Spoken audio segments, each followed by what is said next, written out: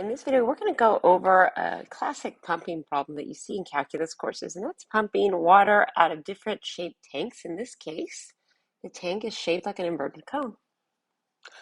Suppose we have a 10-meter tall tank in the shape of a cone.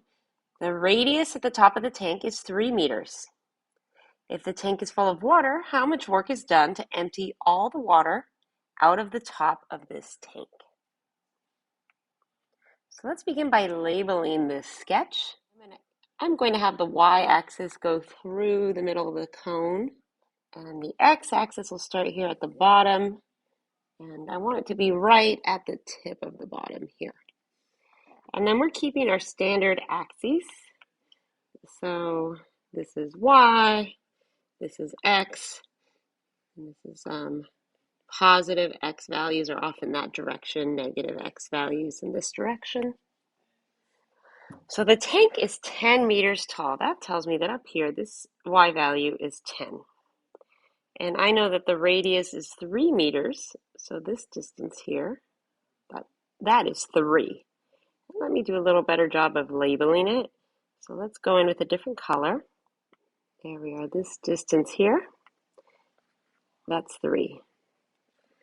So for all of these pumping problems, the setup is the same. Work is equal to the density of the liquid, which is represented with a rho, times gravity, times the integral from the lower boundary of the water to the upper boundary, or the upper level of the water, times a function, big D of y, which represents the distance an arbitrary slice has to travel, times a function a of y, which represents the area of any representative slice, dy.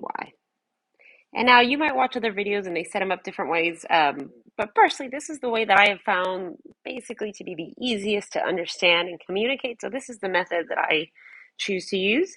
Those of you in my calculus courses, you'll notice that the reading in our textbook does this a different way by labeling, the positive x-axis in this direction and y here. And that, frankly, breaks my brain a little bit. So I stick to this method. Okay, so let's continue. Now we have the general setup.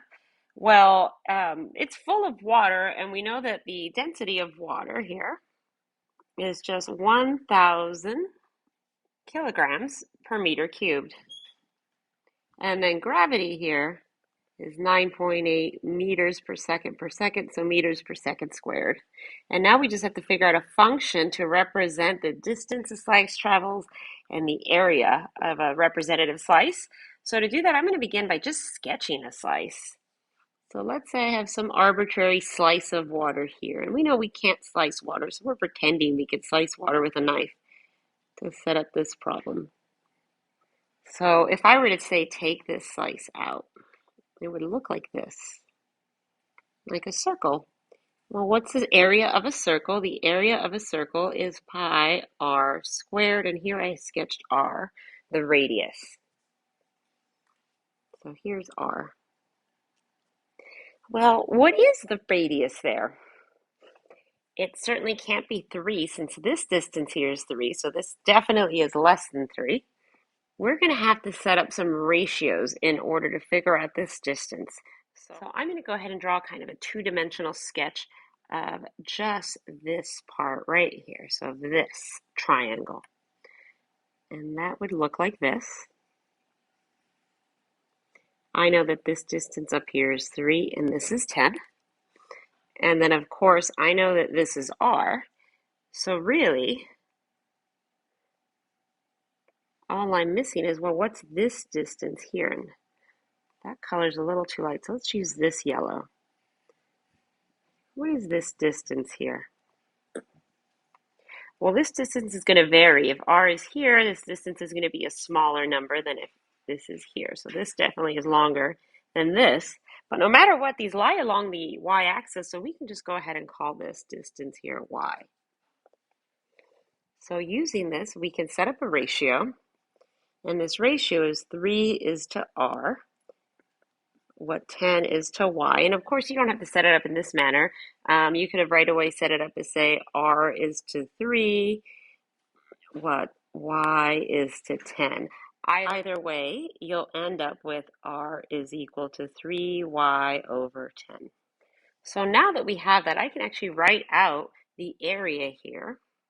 The area of a slice of water is a function of y. Well, this area as a function of y is equal to pi times r. And remember, this is r. So 3y over 10 squared. So let's start filling these in.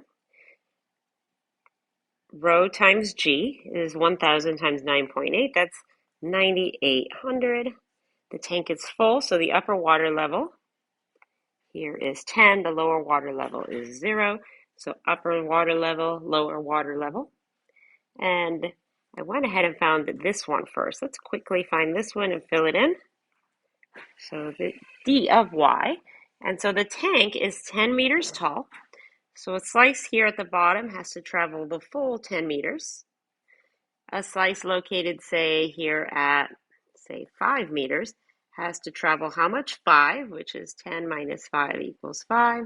So what about a slice here at 6 meters? Well, that travels 4 meters, which is 10 minus 4 equals 6. So at any arbitrary spot, say here at Y, this water has to travel a distance of 10 minus Y. So I'm going to write 10 minus Y. And to that, I'm going to go ahead and multiply by pi times 9y squared over 100. And this is dy.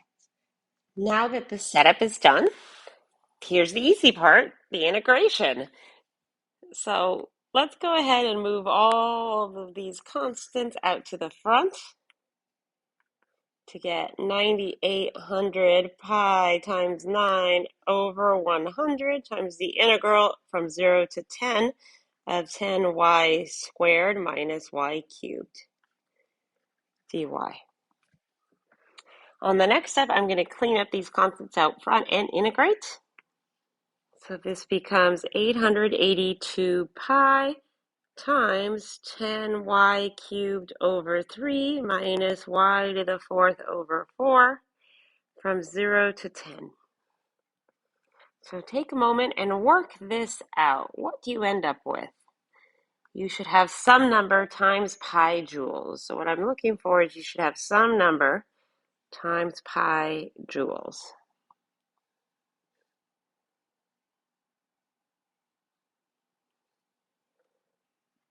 All right, you should have 735,000 joules. Now multiplying these two values out here, pi times 735,000, that is yields 2,309,071 joules. And in scientific notation, I'm going to express this as 2.31 times 10 to the 6 joules. I hope this video has been helpful.